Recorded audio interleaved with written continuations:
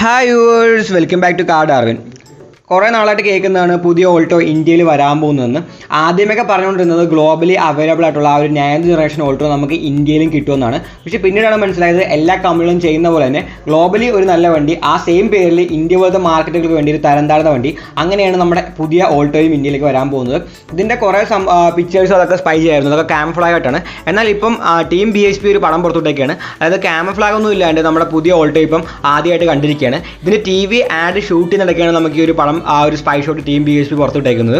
അപ്പോൾ നമുക്ക് ഈ വീഡിയോയുടെ അതിൻ്റെ പുതിയ വിഷയങ്ങൾ എന്തൊക്കെയാണെന്ന് നോക്കാം.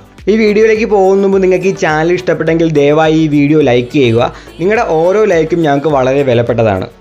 നമ്മൾ ആദ്യം തന്നെ ഈ വണ്ടി കാണുമ്പോൾ നമ്മുടെ മനസ്സിലേക്ക് വരുന്നത് പുതിയൊരു സെലേറിയാണ്. കാരണം ആ ഒരു പ്ലാറ്റ്ഫോമിൽ തന്നെയാണ് പുതിയ ഓൾട്ടോയും ഉണ്ടാക്കാൻ പോകുന്നത്. അതായത് മാരുതിയുടെ ആ ഒരു ഹെർടെക് പ്ലാറ്റ്ഫോമിലാണ് ഈ ഒരു പുതിയ ഓൾട്ടോയും ഉണ്ടാക്കാൻ പോകുന്നത്. നമ്മുടെ പുതിയ സെലേറിയോ, എക്സ്പ്രസോ അതേപോലത്തെ വണ്ടികളൊക്കെ ഈ ഒരു പ്ലാറ്റ്ഫോമിൽ ഉണ്ടാക്കുന്നത്.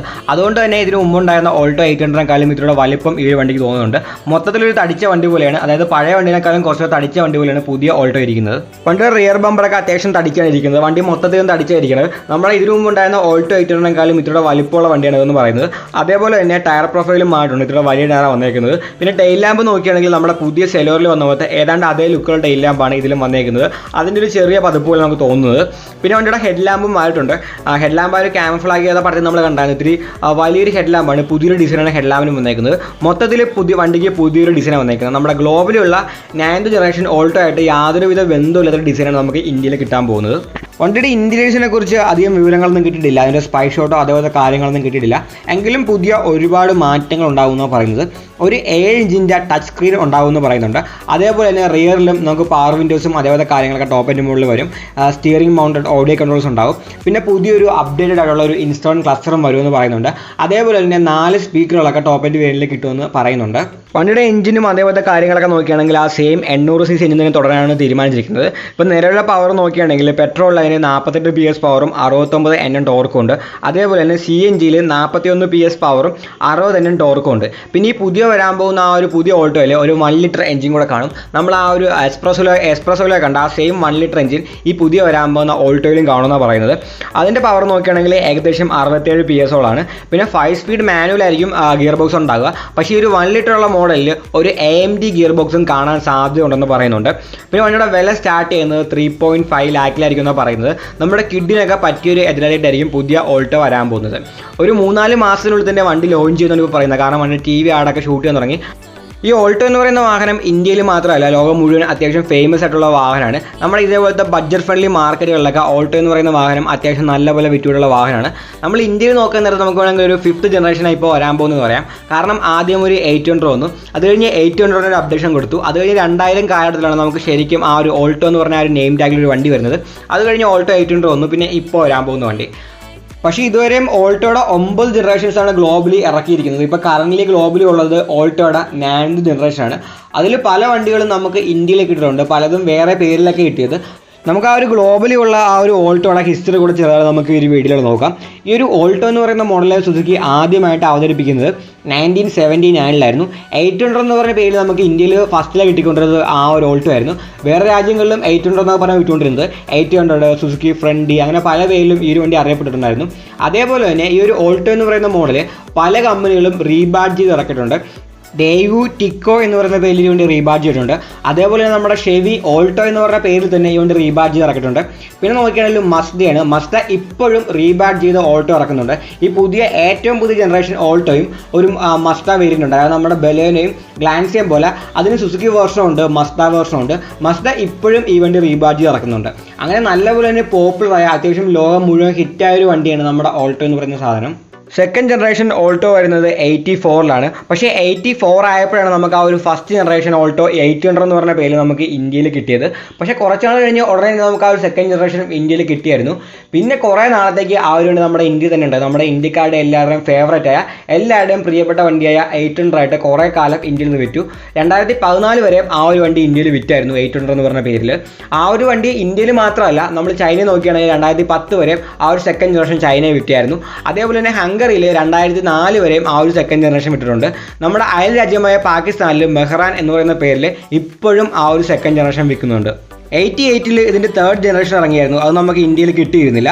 94 ആയപ്പോഴത്തേക്കും ഇതിൻ്റെ 4th ജനറേഷൻ ഇറങ്ങി, അത് നമുക്ക് ഇന്ത്യയിൽ കിട്ടിയായിരുന്നു. നമുക്ക് ഇന്ത്യയിൽ സെൻ എന്ന് പറഞ്ഞ ആ ഒരു സമയത്ത് കിട്ടിക്കൊണ്ടിരുന്നത് ഗ്ലോബലി ഉള്ള ഓൾട്ടോയുടെ 4th ജനറേഷൻ ആയിരുന്നു. പിന്നെ 98 ആയപ്പോഴത്തേക്കും അതിൻ്റെ 5th ജനറേഷൻ ഇറങ്ങി, ആ സാധനവും നമുക്ക് ഇന്ത്യയിൽ കിട്ടുമായിരുന്നു. ഇതാണ് നമുക്ക് ഇന്ത്യയിൽ ശരിക്കും ഓൾട്ടോ എന്ന് പറയുന്ന ആ ഒരു പേരിൽ കിട്ടിയത്.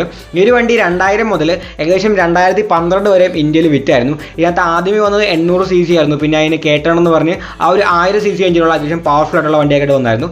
ഇന്ത്യയിൽ വളരെ ഫേമസ് ആയ എല്ലാവരുടെയും പ്രിയപ്പെട്ടൊരു വണ്ടിയായിരുന്നു ഈ ഒരു ഓൾട്ടോ എന്ന് പറയുന്നത്. ഇതാണ് നമ്മൾ ആദ്യമായിട്ട് കാണുന്ന ആ ഒരു ഓൾട്ടോ എന്ന് പറയുന്ന ആ ഒരു നെയിം ടാഗുള്ള വണ്ടി. ആ ഒരു സമയത്ത് നമ്മുടെ 800 ആ ഒരു സൈഡിൽ കൂടെ വിൽക്കുന്നുണ്ടായിരുന്നു. ഈ ഒരു ഓൾട്ടോനെ, ഈ ഒരു 5th ജനറേഷൻ ഓൾട്ടോനെ സുസുക്കി കുറേ നാൾ ഇന്ത്യയിലോട്ട് ഓടിച്ചായിരുന്നു.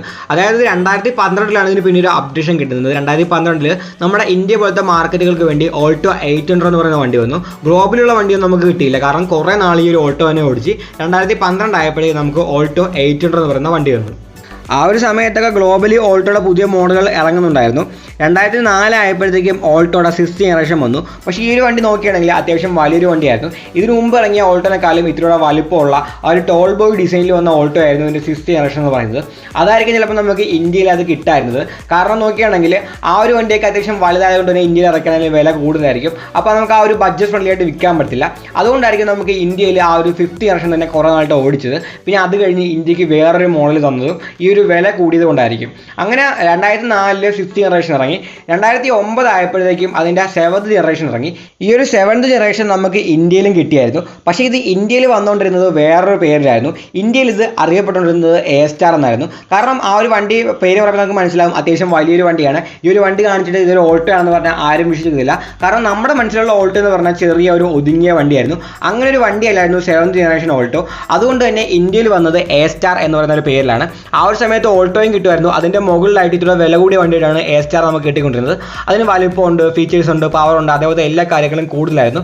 അപ്പം 7th ജനറേഷൻ നമുക്ക് ഇന്ത്യയിൽ കിട്ടിയായിരുന്നു. പക്ഷേ ഓൾട്ടോ ആയിട്ടല്ല വന്നത്, എ സ്റ്റാർ എന്ന പേരിലാണ് നമുക്ക് ഇന്ത്യയിൽ ഇത് കിട്ടിക്കൊണ്ടിരുന്നത്.